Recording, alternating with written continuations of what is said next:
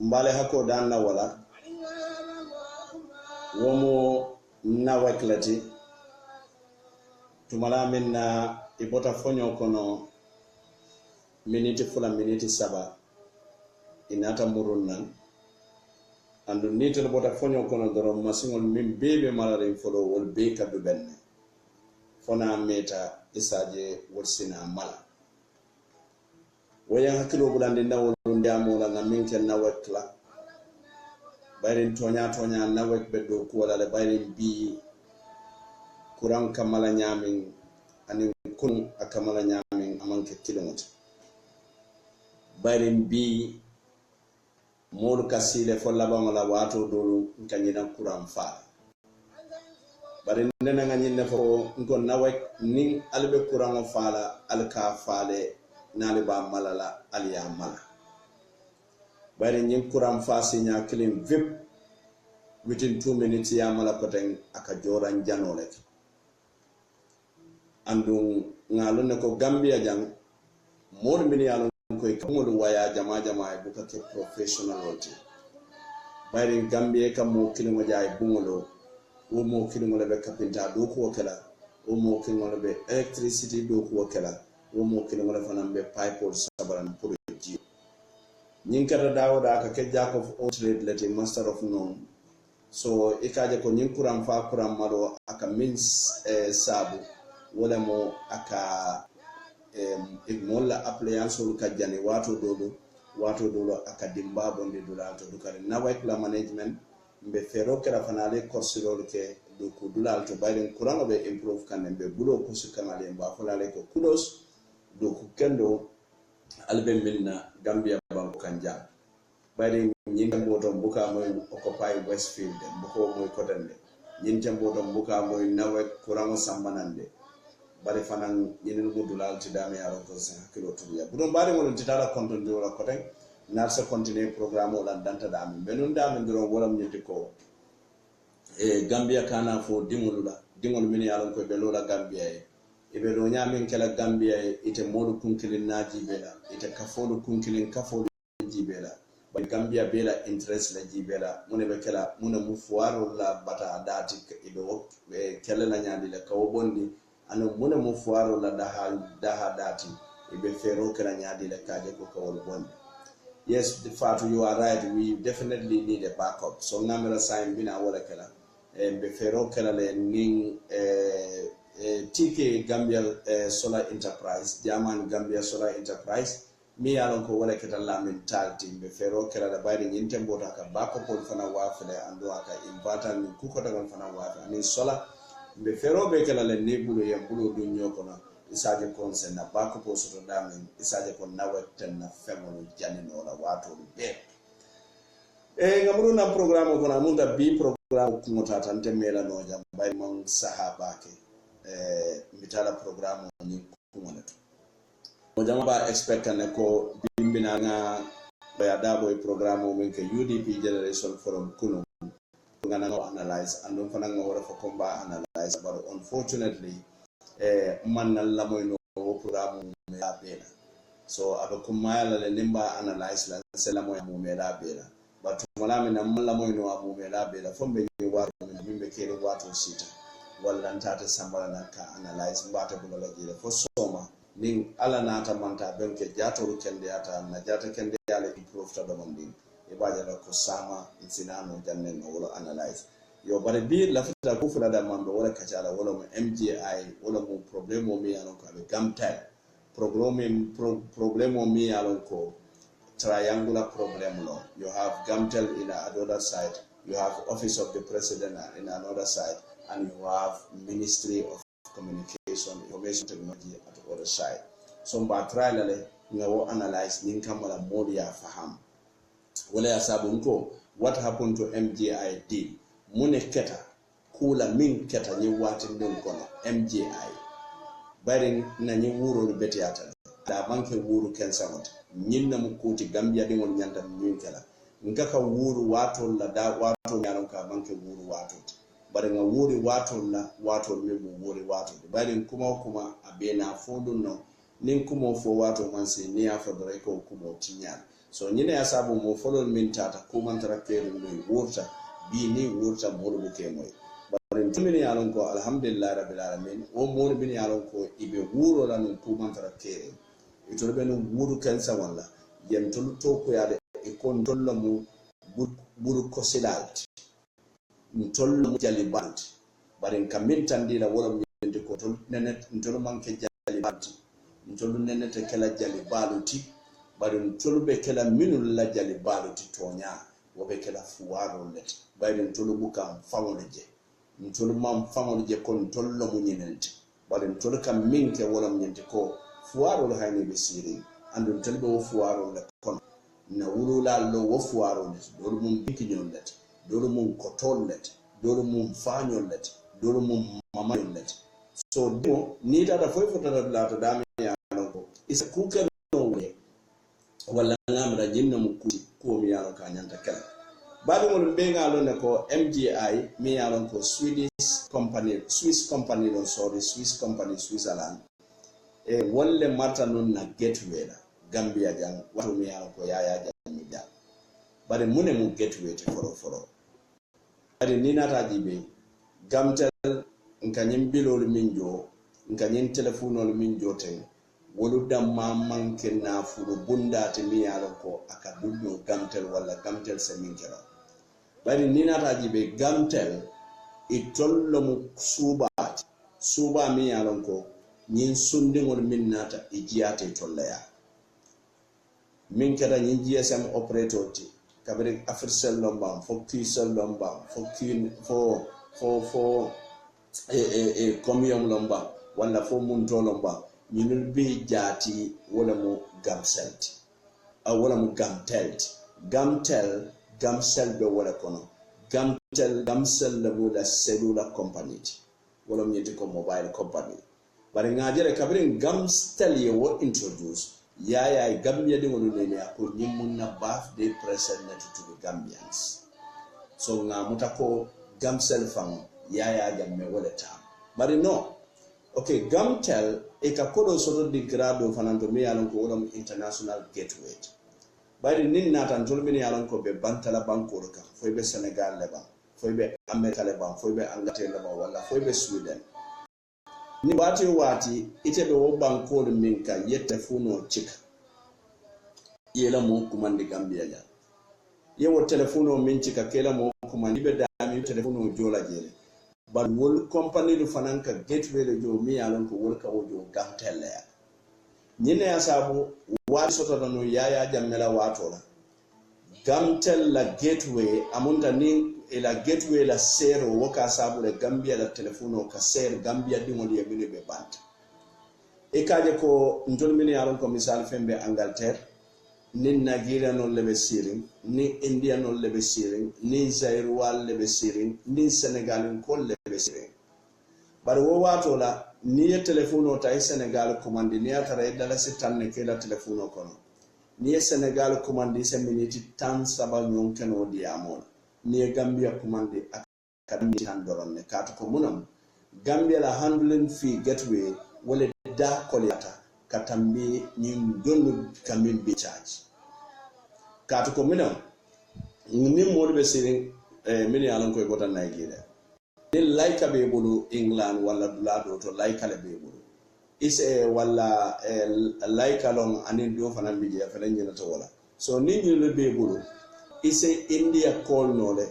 1p per minute 1p per minute but ni laika be nte Gambia di bulu la fetanna mo commande la Gambia that will cost me 29p wala 39p per minute 39 pence and 1 pence jumale da soneat so ikaje ko ni wole credit ko sang inila molo ka fanike telefono to wala tinyan telefono bari ninja dalastan ta wole dalastan ne sang ndega Gambia ko ni ko hello sumo le janni be da hajo famo banna credit ko ya bantale mune wono katu ko wato minna yaya bija aka kodi bale la wo gateway kanka modu charge Gambia dingol mimbe banda bayden Gambia dingol mimbe banda wolle be sula la ke badingol kumandi min yalon ko wolle be Gambia banko ka so yaya la kodi nyino Kenya nka wole senkale yaya MGI sambanane MGI gamtel man interest soto je bayden gamtel buka fen soto woto bari MGI ka mimbe tay ka be topoto e ka be cikale wato dori yadi mo kelina memu yaya jammete nyina ya sabu no wonda at the Jane Commission aliya moyle gateway kabiri wato minna ko be kacala million wol jalle yaya jamme min bondi wo gateway kodoto ka dunde afanso hajoto barani MGI le because niaje wo MGI ka min soto gamtel buka wo soto bari yaya jamme fam kon kelin ka min soto MGI bulu gamtel fam buka wo soto ando gamtel long Gambia dingolu tati gamtel long Gambia la suboti gamtel long Gambia jusukungoti bi ni atara tabe Gambia la ta fengolu to wo mansia bari ni nata jibe jawara la wato la munekata dontoro sia nin dontoro sia da IMF ka munek e kanale ka fo tumala min na julo min be la wala sia ta jonona walle lañi institution kare wafi walle lañi kunda kare wafi na kalamuta GPMB ñol be tata wolto mo dula kota ngol tata wolto bari sai ni na rajibe tumala mena sai wobe keri ni MGI ko yaya jamme ka kodota MGI ka kodota bari gamtel buka fenso abarka baka Uthman ibn Affan libara nde buka hani ka libara famata ka Gambia ko fente ngabe ko yari bari India with 5p is a diamu India for bata is a diamu Nigeria for bata is a Senegal command is a Ghana command is a Jamaica command is a Bankolo command ibuka Bankolo command no yeto nyaare fonte nka Tesco da mali use because Tesco can charge me na wala myente ko 39p per minute but nitara other network many alon ko wala mo Vodafone to 3 and other network would be charged la minna wato dola kadar for £1 something premium charges but yaya nyimbe ke muneket abin ko do takan bara nyindi do ta ya di MGI la because of welcome manan ko min sambana wo manan ko kada telaya bari naliyo wato fanan kalamota MGI ka kodi jamale soto de katu ko munam aliya moy le commission of inquiries Jane Commission mor min nata kana CDR laje ye min fo MGI ka kodo min doron soto bari mun ya sabo MGI ka kodo soto bari ni na rajibe nyin gateway ni call ke directly wo mu kodo let bari sai ni mun nata introduce ni wato kono wala mu WhatsApp wala mu Viber ni e call ke ne WhatsApp la o buka count ni e call ke ne Viber la o buka count so nyanta call ke la ning direct call la pour nyin kamara ko do se soto no through the gateway yo sa mune natak badi min be kedi ndem ba fola wala nyam ni anu wale kuran fa la ite min ka kuran fa wato ni la fita nyin ko kacala do ye kuran fa mune be keri ni ngaje kote ye kuran fa mbite normal de te kuran fa la nyin kana kuran fa ko de because nyin dula be fola de nyin dula de boje se fode so ni nata jibe kabiri nyin man sakunda kutonata ye nyinne discover ko MGI to nyaka kodo sodo through the gateway but MGI le kaya fango na faje ane mo kun killing min kata yaya jammet and MGI fango sign tanyadi MGI amanke ko ministry le sita ya sign amanke ko mo kodo ne sita this is directive from the president's office yaya jamme bari yaya jamme la watora directive will be kabon am president office le nyine ya sabu bi ningaje directive kabon am president office ako kansila ako kanjakali nka doyan fangoma nka jikila te mbuka dombe mfala mune ya sabu watu directive be bola na president's office president office bijele but president office dulalle bije minnu marta ko le ni la board of directors wala kunu minkata bi wakana kale kunu minkata na kalende ajata ntole fonga banko bulanta wandiya sanji jeljel be siri wandiya tota kere man kumande min ditunayata kere man mintilin na nyi wandiya man kumanoje man kudonje katu ko munon tunga mallambe lon tunga dinke do la do be tunga je ngawo kuwa kele ni Gambia dingolu lata nyokam ngo kuwa ibo nata muru nan sai ngaje wo kukilingo nga min kele wo kukilingo mi yentolu himiliye wo kukilingo mi yentolu muru dinan ko wo ka kuwa findin na ka kana ka kota wasake altole be sonna wala laba wo kukilingo yike kukilingo mi yalan ko everything president's office monika wuli ibe nyobo le la Gambia president office e Gambia dingo beke buna fayot President's office Gambia dingo beke nafiko. President office Gambia dingo beke satarati super kanja maut. President office asabu Gambia dingo beke ta intimidated. Nimme wulta fitar lalbe director bole la yaya jammeya. Doku landingol be doku da bal bole la yaya jammeya. Mo kensa mo bitay be la mo bole la yaya jammeya. Hal lafite sola kenole la. Bar karinin wala muy obstacle lafta nyine kala bar karinin kar nganyodu yaya jamme bulle nyine asabu yaya jamme nyanyame ngai bara wala nyam aye buti aye mfa aye yemande aye konkonde nimbina kodo nyin laburu wala mina do moro nyin laburu mbe ngunu malale ni ngunu mata nkumbale ngol be ye buso nabe do moro dilanda aye nen aye doya ko hamo tenna man la fi do ko wala Gambian ko manke fenti ate yaya la mu fenti ngamra nyi nekata muna nambe sonna wasifali ya muru nan ko tenge ko muru dina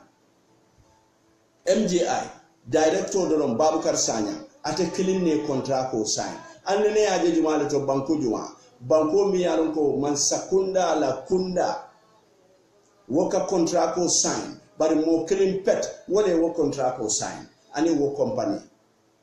man sakunda to yala Gambia dingolo to yala Babukar Sanyang aka kodo bile gateway aka di yaya jammela no wonder nyine atake director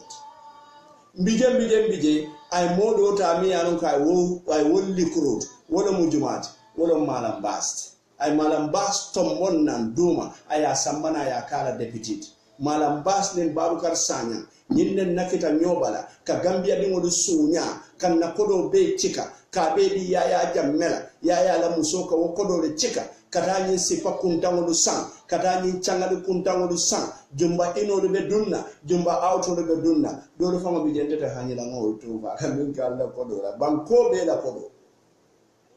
ngamara nyenne be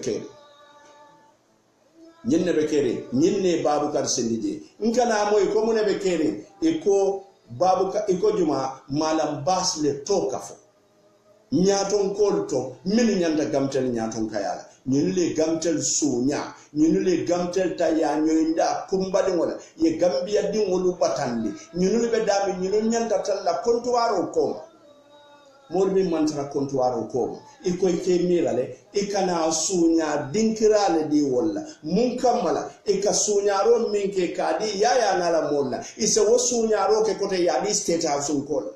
gambia watu nyuale sunyaro be bola wati jumale Gambia sunya robe bola moli be balafala Gambia fuaroli ala fon molu haynal lari la bungol kono paypol be balol bala inyanta docteur le nyanti jaral Gambia mu me be e ko docteur kiline ka wo jararo njol mo mira mbe kuol bajola nyaadile nga kuol improve Gambia in the 21st century 2018 docteur iko banko mu mebe sa sale be kerinde bar docteur kilinda malaka o opero and wo from the private hospital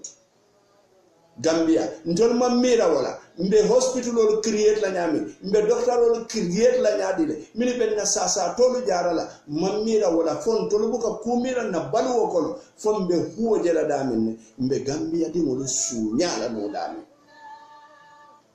very sad. Nying Babukar Sanya ye contrat ko nyin sign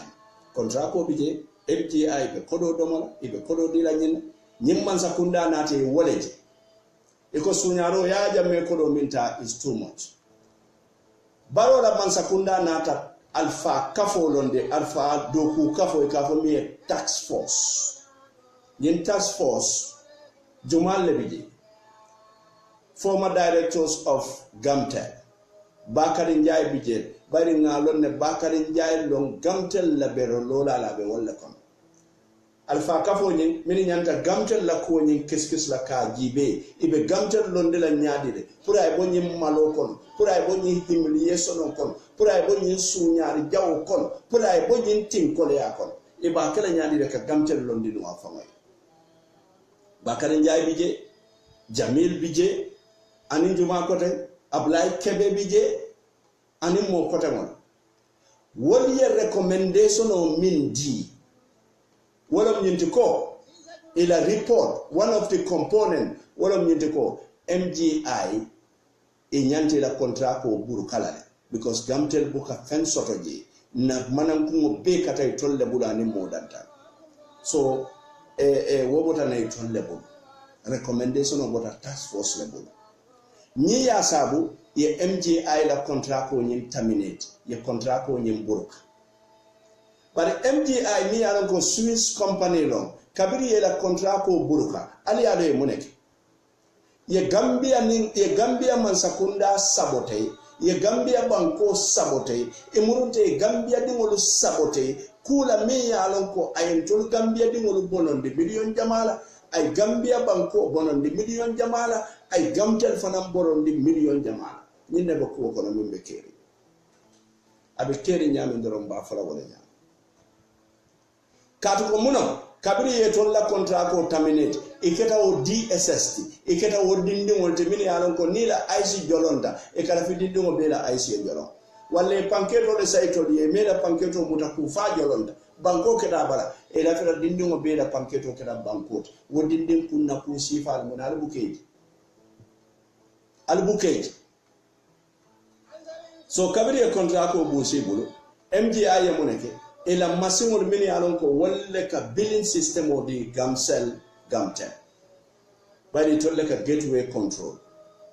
ye la won masingol tay ya bondi ye Gamtel la system o sabote ya manipulate nala hakilo baka atata fodo kun saba Gamtel la line oro e ka telefono kala diate nyami because imam billing system o wati sotola mol safoko Gamtel la line ye disable le mol da mal buka nyo kolno ni Gamtel bebulu buka dula do kolno ni Gamtel bebulu mo buke kolno ngamela na nyim moy jan bari mbije Gamtel nata muneke ni Gamtel through Babukar Sanya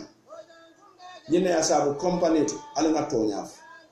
mola kuote diano la mobe ngakuma jamale moy bari mimbe kering mi yentol interest mimbe kering amanke personal vendetta between people amanke kelote between people alila moy kun kamen man na janka mone be kelola ngete fasa man na janka to kari nin kari lo nga kari fasa hani o manke na do ko munete min be fuaro lu dahandi la wala mun na do ko bari nta fam mu fuaro wuluta fuari yala kono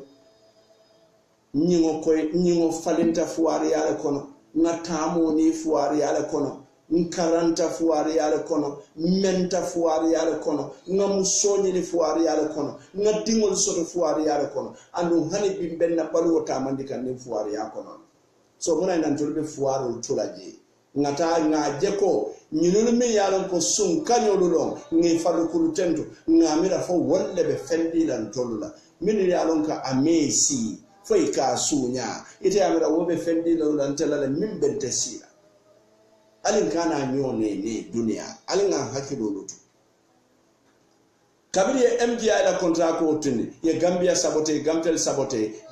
for ta minna wono kun sabo kono wo mu million wallet ni MGI ibala ko kiskis kan jane commission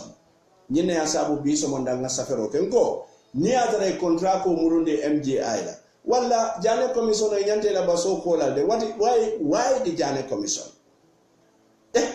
fema mi yalan ko mba kisi ka bije wo mamba folo alena alko sungolo lo ika sunya role e murunde sabotage ke nyandale ke kitinde for that sabotage as breach of contract because imanya na okela ye masimol min fa bondi je gamtel le tam kabiri binawo masimol bonde je fali ya kalamuda falma kalamuda doli bi je SISO le kundu ke samba official to kataje daya je njoloma febira fo state house sulu saji ma dantan min yalon koy tate groupe ta baro koma nyinde nyi ka figo do fay wala asabu wolun ko ado fana nyantale de anyantale ka bonyen ku wol kono de ala nga to nyaaf ni nga nyim fo sarakule do kambane e amire tulle adama baro soton tati sarakule do kambane fata adama ite mu tribalism sarakule safo man ni ko ite mu tribalism watu jumala to le adama soto katambintela alunga hakilo lutu alunga Gambia da dan dingoli bin tolo fo samalon fo silindin no ke baya mu nyoko ke baya fa ma fansun sasalati so bari alinga bere beta ski bayni hadamadi be nyim balu wo kono lunne be sila yemune tujang yemune fojang yemune kejang bayni be dole ta foka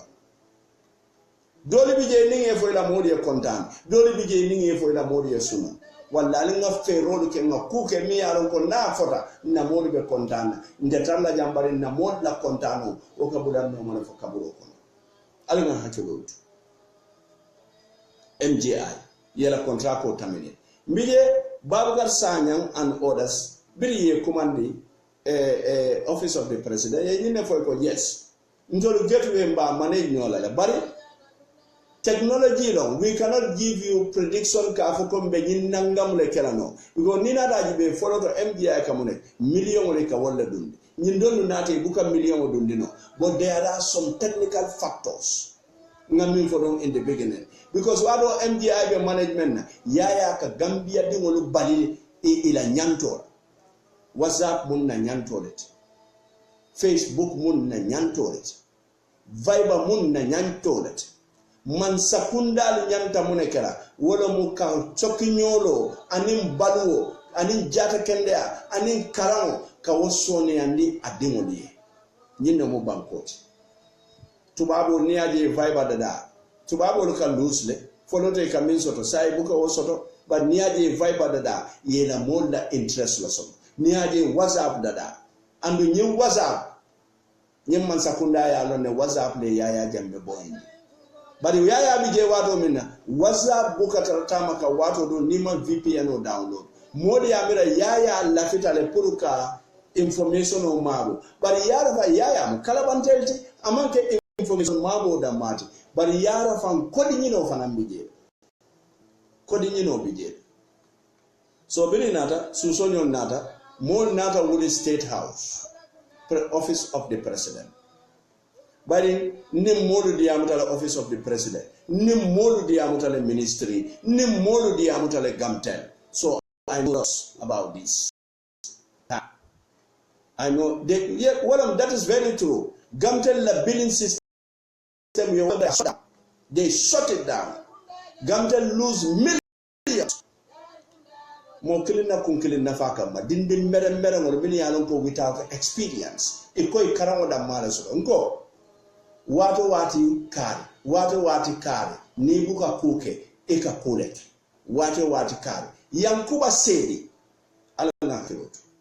yankuba sedi nga asan fal la revelation o jele aye to le foja ko tele be president o misleadika yankuba nga wo boyle de yankuba mu experience le soto before ala nga tonya fo ni ala di antolo buka sila mola mammalu mola andu mammo fal kuluten maji be jumala kantolo ala subhanahu wa ta'ala yankuba yi hakeloto itote fono la nyinku wal beto asan fal la audio min lecta ka min fo musunde ngoy ito bi jele akoytele be kenesis la dilo puska andite ya lo ne nyaare hamutu wante nyeti hamna nyaare hamude wante nyeti ham sorry ka fa nyaade de no do nyeti hamutu wante nyaare hamna ite ya lonne ntenga lonne yankuba kenesis la dilo yeto fojele nata muneke wo kena jam problem man sakunda nata mune fonye wala nyinte ko wo kenesis dilo ma exist anymore but I told them madama wo kenesis dilo bitadi mbije nyingetwe back to nko jumale nyu al nga tonyaf MGI be kiti yokone be investigation on kono for permanent secretary nyante nyunna wo MGI la mimbe investigation on kono katika kasamba president barola office kuri na ikata nyinne kata according to reliable information nga min soton na tabulo kan bani yankuba nga fero be kala na dia ma buka na telephone o chikale nga moja mala komande buka na telephone o chika bari yankuba sedi le nyun MGI nkolula ay samba barola office oto pula ye baroni ye kata about a possible deal. Nga sulu saji malfana sodo gamtel mi yalon koy nin ñun conniveta against Suleiman Suso gamtel. I'm not standing for Suleiman Suso, but gamtel atol yalon Suleiman Suso the whole of his life amando ko ke dulato naman ke gamset ñine asabu ko kunu wolon ngo alanga hakilot mbenyin chocho minna alanga hakilot akana kenye empty chocho katuko muna na molu te mistake ko kele ke bay mo ken sangol ka loy ka lo ken ba to ka mistake ko celebrate e buka wolo bay na meta mbenyin karo kala de muna ina man kari bay muna ina le kari bay na meta me wala kala alanga tonyaf mimbe keri ndorom ba sata la wala katuna dati walenya. So Suleiman Suso at least be a billing system on yin sorong tax force what they Suso recommend. So Suso nata he was Suso nata technician they were able to restore the billing system. They were able to restore it. But muneka more many along ko be state house be ni MGI dilo puskam wali amira ni man Suleiman Suso bondi nyata Nindilo tekera. Katu Suleiman Suso put it very clearly. Ko ani MGI te do ko kera. Katu ko munum sungolulong anduida sunyaro lankena matale Gambia bele. No wonder people are asking muna na GRTS boka Commission of Inquiries cover. Muna be important na Gambia di wali mintam beta Commission of Inquiries la. Ale na tonyaf. Dami ya lonko tinyarol min beke da kunu abeka fanyin Commission of Inquiries le nyinne ba sabula yaya jamme kunya touch nyinne ba sabula APRC ye buruka nyinne ba sabula nganna sungolu long nganna buwalu long nganna lo sannalu long anisu bukuntula nyinne ba sabula ngolon commission ba nali won nun tolula mbo wajala munyadi. This is why nko nyin Commission of Inquiries it's a rubber stamp Commission of Inquiries. Me yalon ko abebe kela ko yaya jambe la Commission of Inquiries. ya mera commission of inquiry sile man labam hani aliga commission fango man labam ata min lumma ma wolu muta bida ngotele mo dolu la ngamra jinde commission on ni Chris Karas jelle binda din commission je yaya yen na kodo be do ko din no min to de nyanda fero kala nga jata kende ya sabatin lopitano lo hayna boro lo man taraji masin kendo lo tiji gamtel masin kendo fam masin kendo pour ñi build system ani modini alon ko gateway pass like Africell and others but the nenga mo the Africell was passing the gateway muna kata wolutu so ñin be bu kulle te mini alon ko be ke yaga so say nin nata wajibe ko okay MGI muna kata Suleiman Susola problème de ka send parking e kayta ali fola ñi kama mi ñi problème ko muna Suleiman Mamfeng ye munefo molle tate ko baro ko sunu saji male itaro safe kabona gamde ngelonne ito fo lungo be to fala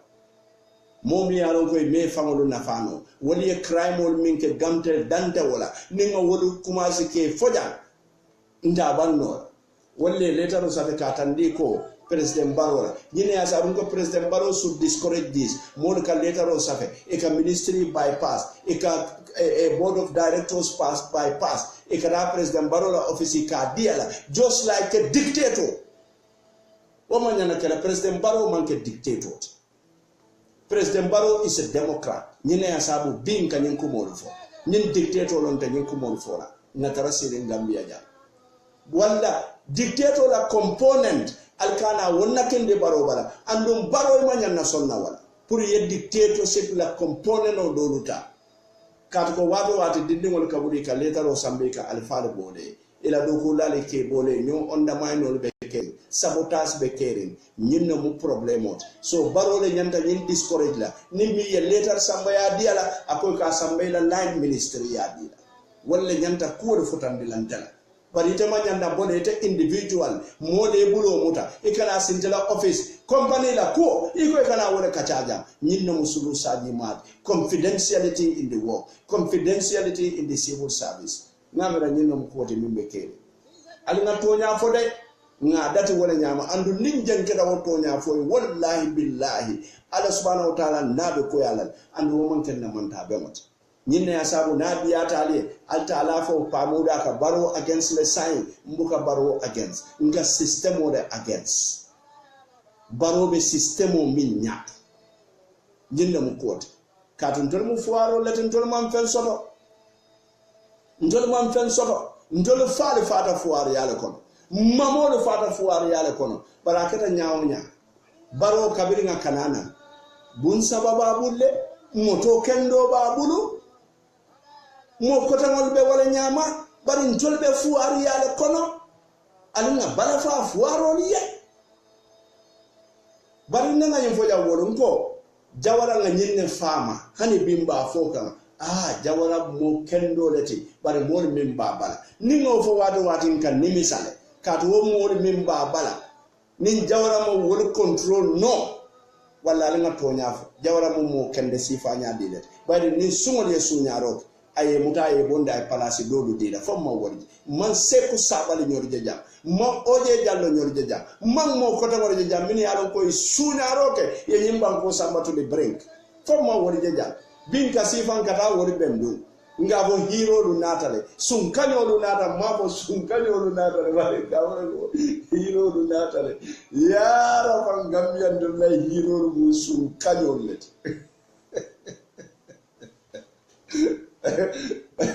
nyina ko de mimbe kere ta so ninga dibe misal fe itata min fo Adama Barrow wolom nyinti ko ha MGI iko ha yalo nyin gateway akodo siata Suleiman Sise nala modu Suleiman Suso nala modu ibe domorol ajibe doro wato MGI bija ando wato de freedom of restriction monde nyinil ka min doku sai ajibe biri ngamurundi gamtel ajibe ka min doku ama MGI famara half si ye offer President Barrow very raw the value the monetary value bari koli yakul min bije e mo offer President Barrow ede e mo offer President Barrow because Nintambor gamtel doesn't have all the facilities all the machines can make so mo min yalon ko be gateway bypass na ye sumol mutano min yalon ko be da gateway bypass na gamtel mo also follow. So Mansakunda and everybody will learn the Gamtel equipment to this. Near Gamtel Mount equipment to that level.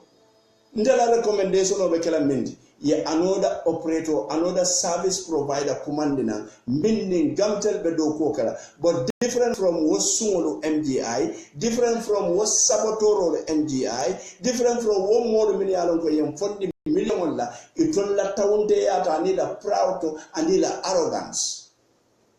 Namra ñi nebe kede so ko baro ko ñi MJI ka kodo min soto ñi ne ko kodo soto na ingalo ne interest bi den bar ngalo ne fanan groupe bota nan Senegal won min jumale kana vice president o dingo wala mo la consultant pour this digital migration and so forth. We will come to that one day. Sulata tula mankot ñin kelo yaya jamme kelo le asab yambari muta atuta wo mutoto memu lammarot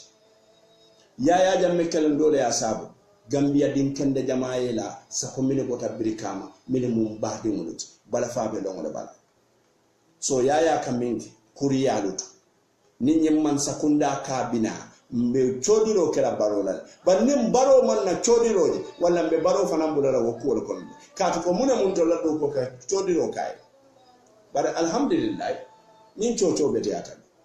bari ya men fo baro e wala nyinde ko nyine buka ko disoto nyindon ka ko doso bari nyindon ka ko doso nyade bari bi Suleiman Cisse ni Suleiman Cisse sa fonora okay e la vita men nambata ngawoke ko do generate bari wobe kala baro la political suicide especially in this new dispensation, because in this new dispensation nin gamtel ye WhatsApp disabled ye Viber disabled because muneka kodo siande no foloto Gambia dingol ka direct call le sai kabiri nyimman sakunda nata eko muneketa eko freedom ole nata democracy le nata ye VPN o bondije Viber tata war WhatsApp tata war bi mo bukala mo call WhatsApp mo bukala mo call direct call ni amo ebita $20 tala kela mo call for 10 minutes ila bungo na internet obije wifi obije ya chika doro yela muso call so kon modi ya smartphone on lesa yadi la musol yadi balula yadi dimolla e ka credit call sai ka keji ka network koso ini ka tinya WhatsApp call la ini ka fanike WhatsApp call wala bekere sai mo buka na direct call andu nyina fara mo Gambia dingol la fenko andu Gabriel Suleiman Susonat na moyle ko ye handling fee ya tala call handling fee ya tala it become cheaper nga wo celebrate yan so ni o tala nim follow to Gamtel ka 100% ne sodo sai la o tala kan ye 30% bondiji Viber ni nyin don tala ta je woni ye 60% bondiji 40% o mintuta wala ka to jam bari ta de ko president baro ko nyinu be ko dido mo la e dun taten na botaten e telephone state house e munek ye Suleiman ko pour ni MGI dilo tadadadada Suleiman koy ko alina line ministry call wala mo jumati Ministry of Information Communication Technology ya longo sign koda so ya munefo eko nyinna munna obstacles nim mate bondije nje MGI sambalano bi tribulo bi somonda point ye publication o ke katande ko MGI la dilo ya mulunda nanne back mbije nyi wularo nga moy koten ko MGI la dilo mantara kere MDI la dilo mantara kere ni senior worker di amuda mi alon ka be ministry we min tande na wala nyindi ko point ye min safe mamboy iko point ye min safe wala kibar folo to min findita kato ko nyi MGI dilo isitale kambente agrita ko they will sign the deal with MGI pour MGI ya muruna na gateway handle but tumala na chocho siat nyinne ya sabu mimbe keri mbe continue la ka banke wonyama mbe continue la ka fo wonyama nyin kamala ka fuaro lu makoy so nyinne ya sabu atol min ya ron kalbe lamoyka atol min ya ron kalmo jiber laluti alin kana da jibero da ma alin nyine lu janjandi mimbe keri mbe lorin fuaro lu de momo koybe fuaro lu mala fo barolo mba fo dabolo mba for Henry Gomez lombang, for OJ lombang, for Mai Fati lombang, for Juma lombang, momo ko be fuaro lu batandela ni tete talla kokelen mbe ila wo batandil ko mba expose lan ntolbe wala la jam ntolbe wala la jambe bari Gambia kelo man fontol ko e ba fora len defana e kelo nganna nyinna dundiji ndol fana ba fora na kelo kere nganna nyinna dundiji sembolu dandano dami walla an kelta minna alinga wollonde nganyim folen ko state house diatal ya jamme kabina binana wodda kalaba ko sewo ay munef we are soldiers with a difference. I'm not gonna stay here because politics is dirty. I don't play politics. We just wanna clean the barracks, and when the barracks is clean, we're gonna clean the palace. When the palace is clean, we're gonna go back to our barracks. We are not interested in politics. Politicians are dirty, and me, Yaya Jammeh, and my people, we are not dirty. We are proper people. 1994, 22nd July 1994.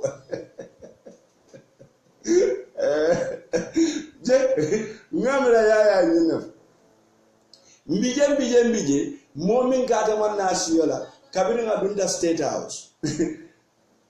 fuari mo go yaya e Gambia motor be kay buto ngimbe be la onda ye bu jawol be la onda central bank and everything. You are the number one man go state house diata why state house le diata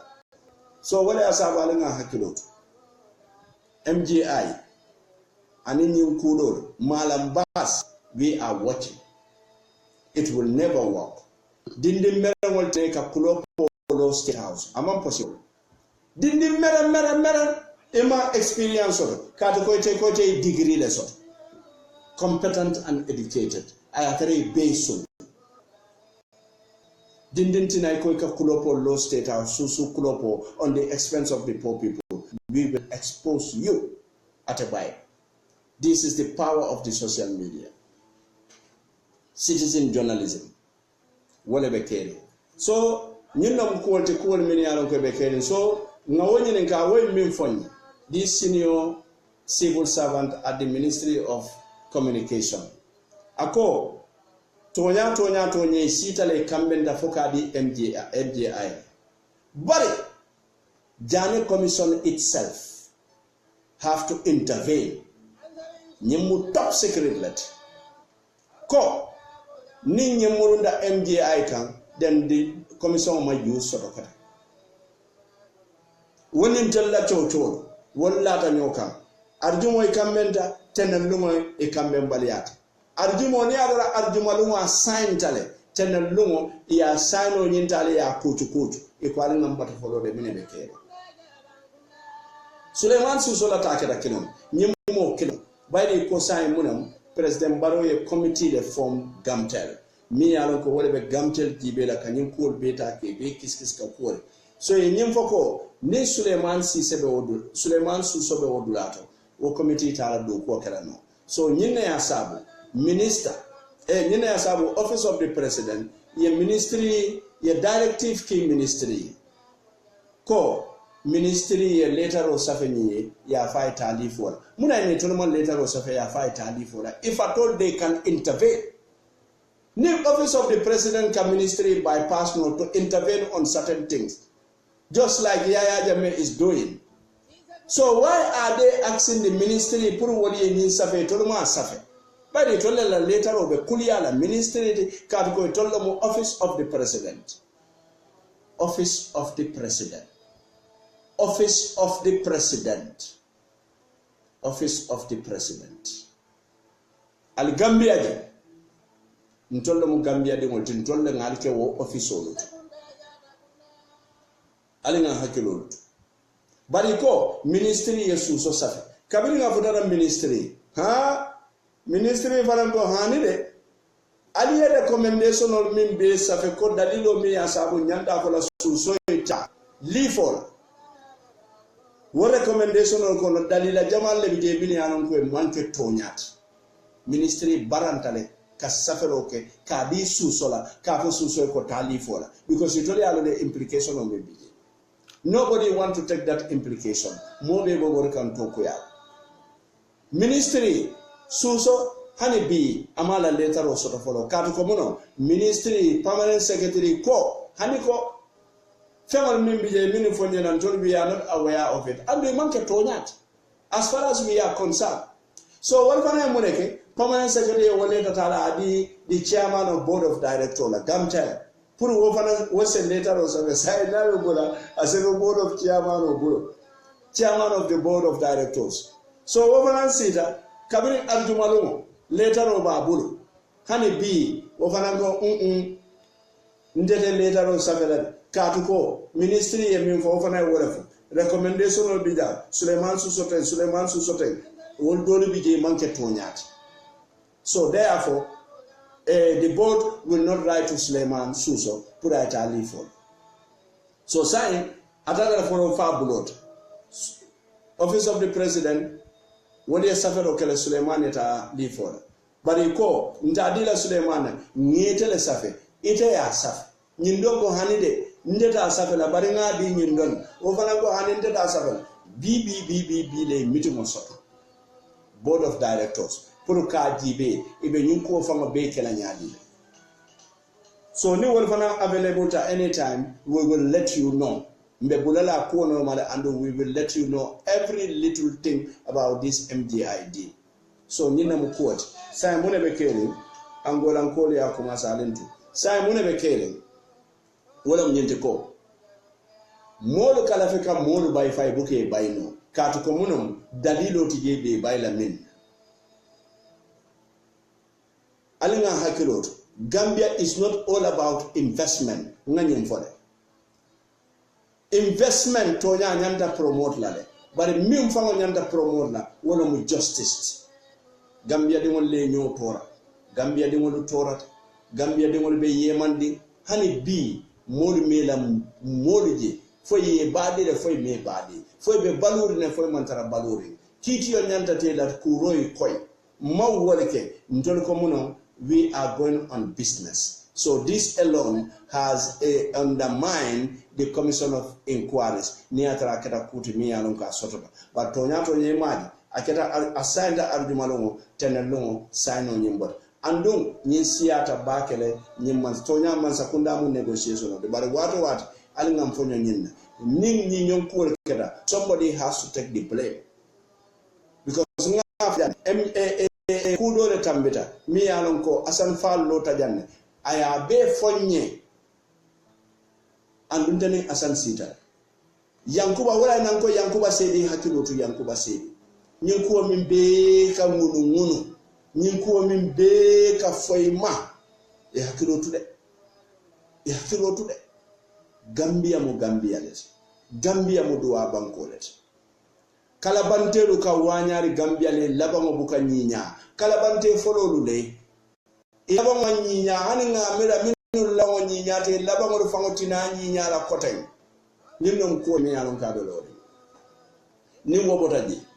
truth and reconciliation eko truth to nyafo aliyeke kilindi truth and reconciliation but the justice part of it is missing sa eko truth and reconciliation wala bina dami ala ko mol be fintile ko min ke yafo but ndenga mera that truth and reconciliation has already been undermined na fata la muna nan kada truth and reconciliation no muna nan ta ko total je be tan nyami. Why the truth and reconciliation? But in truth and reconciliation, momin baby na baby Yankuba Sonko cholila.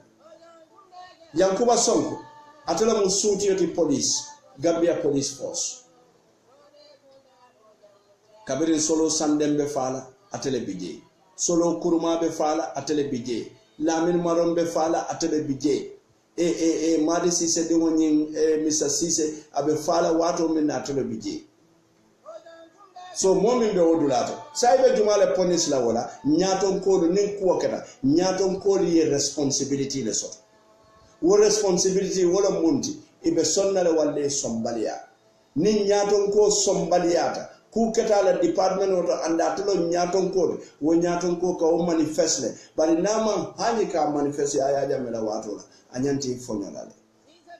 bari ka fonyo ko ha nde hani la kam fonyo atare be kuriyar ko misir kono nyino yankuba ne atare personal muta ajio di alla atolo mu nyaton ko tede yaya jama ka mune fo waye anaka mune fatoli nyin nafiki yale be stop la yankuba kole nyinne fonga ya sabu nina rajibe yankuba baje hayna ali ya samba kitiyo yankuba be kitiyo minna yankuba sonko nyanta talla wo kitiyo bari fo yankuba sonko kiskisinda bukatu kiskisiri wato moye yankuba le tarasuti yala mamo iko yankuba investigate mo wo moy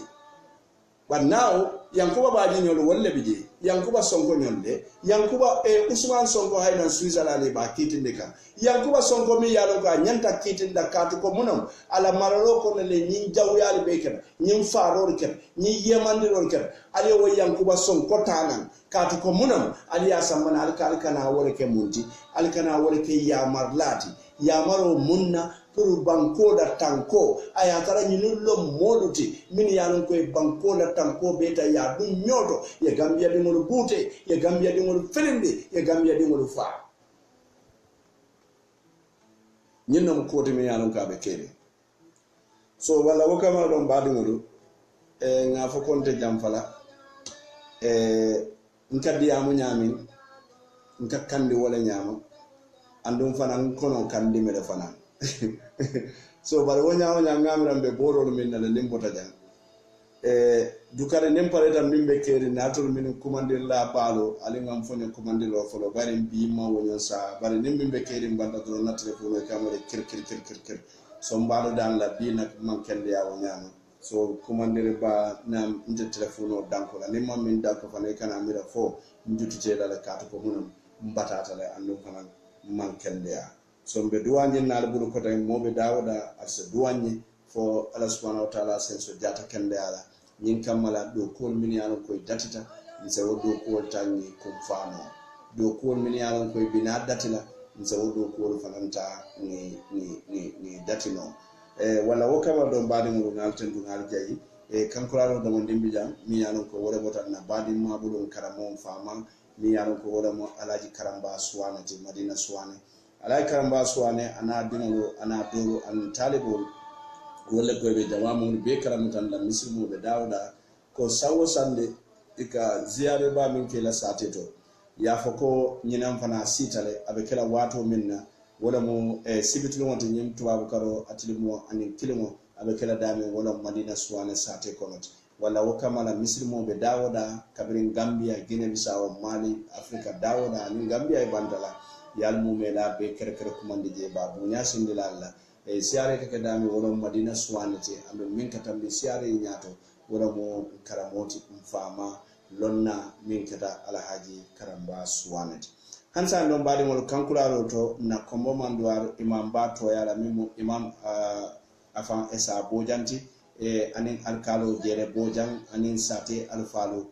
anida secretary ba mi yalon ko wala kata maronti wala ko be jamamu be karam da ko sawo sande da sate to ka gamo min kaje e ko nyina fana asitale abe kala wato men na wala musibitu do moti mekaro tililulola manduar sate ko e ko be banko president bunyala je anu fana e be Senegal president fana ni dina dum ke be dawoda dina bu be dawoda e bar mo mela be kumanda da ni siare to ya foko siare de ya bunya be di minna wala mo sifo kante kundan koloti alhaji mamanding ana ala dimbaya lu min yalan ko be sifo ala mamanding na dimbaya ya foko e gamo bunya be di walla kawandila ba min be tallaji sutola wala be kala imam yakub nyanduti anin sukulala al fanan be tallaji min yalan ko be wala karo be la iko ibe akala dami wala mo ko momandu wati nyimme karo atede lulola wo wato da be kala tilibulo be kala alquran karamolti to suto wala bina kala gamoluti ibe mo be kere bunyala ila nyim farnaluto budum badu wala munta nyinne keta na programme oluti nyintemboto ngadu tentu ngadu jayi alla lamor kunye mato katandi tonko anna terkam tenon pamodu boja mi yanon ko wala be sirinale mimbe keren kunna danna janne min ala mbini si samala sallallahu rabi din jatolu fisiyata wato minna minare janne sama walla ala baraka bake ala la moy kunyi malto mimbe keri nka fo wala nya Yona Forex Bureau ifele Serekunda Bambo traffic light dala drum wala be do ko dikan me alon ko walem kodo kaki moy ani moy kodo ki kabona dunia dawada asonata Yona Forex Bureau le bul adum fanan bantala kodo ka falendo ko wala euro dollar pound sterling kata CFA franc ani kodi sifa jama adum wa manda wala isi international money transfer lu isata no dawada Yona Forex Bureau be damin banko kan adum fanan e do ko nyima nati mole kotake mensi molda andi e ka me sign money transfer sign isi kodoki moy ba moy kodoki nan maniti lulu doron isa soto ba asuda marima men koita men tariata men lamani ya war Yona Forex Bureau e ka kodoki sambe mari foila bunkono nata sulo biye Yona Forex Bureau ay diwlino soto me ka fa sunflower oil abe wafikan liter kilina liter lulu ani liter muang dasa sang ani jama sang fana be soto rinji Yona Forex Bureau e ka doko ka kabotalan sai kata tala woro wuraro kabota nawlu kata di masol kan to nyala tilo mo belam e ka koni doko ke adum ila doko garanti tabake adi la branchol fele Serekunda Bambo traffic light anim bakaw Swedish consulate nyatina manjay police station o dalaji adu Banjul Gamtel house dalaji bara anim brikama ba adi la do fele tipa garas taboko do janni ko futa traffic light ani la do fanan fele sukuta sinama dala drum bundum aren babu fati dala sinchu coastal roads la ba kan drum westfield sunker dala brikama area council nyatilen la Laming bakery dala drum jara soma total dala je farafenye gampos nyatilen la drum bansa marché auto bije anim basé marché auto même fele immigration bala je broso bi ton table ila do bije men lefta kuma kotenna Yona Forex Bureau la do koto dukare ila customer care kili whatsapp o felentina ikame 3463874 mbala telephone number 6619095 6832151 and in 3161359 estano fanan ila www.yonaforexbureau.gm Yona Forex Bureau ila doko tambi bata ka kodo drawing chamba moli ila doko tambi taw fangla Yona Forex Bureau itolela doko lamani ya watabake ka kodo ki moye mba moye kodo ki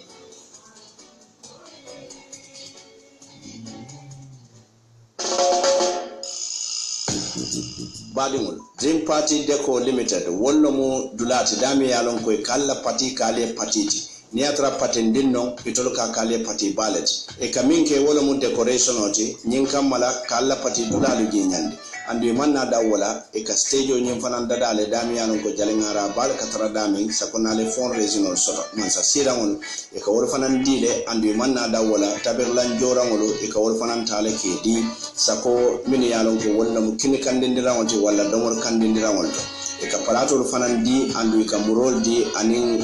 nyintu bab domor langolo e ka fomi fursetolo dol safo e fo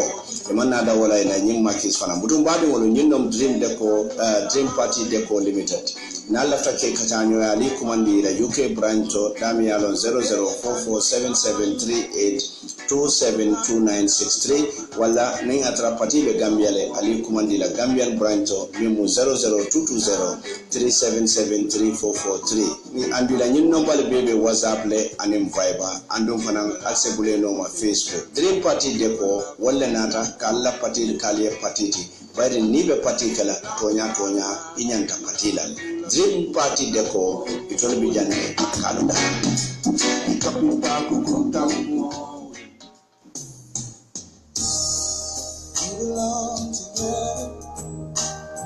Dream Party Deco Limited, dedicated to turn your dream party to a reality. We do total decorations of any event, hiring of throne chairs, hiring of catering equipment such as food warmers, plates, knives and forks, marquee, stage, etc. For more information, please contact us on our UK branch on 00447738272963 or at our Gambian branch on 00220373443. We are on Viber, WhatsApp, and you can also visit our page on Facebook. Dream Party Deco, turning your party into a reality.